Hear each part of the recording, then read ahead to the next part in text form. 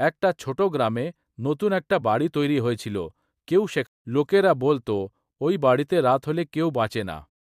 একদিন রাহুল আর মিনা সিদ্ধান্ত নিল ওরা ওই বাড়িতে এক রাত কাটাবে। রাত 12টা, ঘড়ি টিকটিক করছে। হঠাৎ দরজা মিনা ভয় পেয়ে রাহুলকে জড়িয়ে ধরল।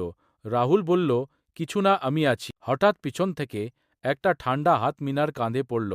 মিনা ধীরে ধীরে ঘুরে, সাদা পোশাকের মেয়ে, চোখ লাল, মুখ ফ্যাকাশে।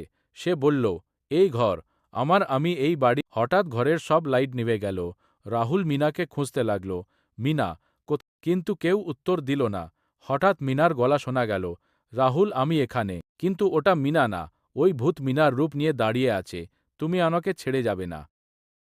রাহুল পালাতে চাইল, কিন্তু দরজা বন্ধ। হাওয়া জোরে বইতে লাগল, শব্দ করে। পরের দিন সকালে গ্রামের লোকেরা বাড়ির সামনে ভিড় করল। দরজা খোলা,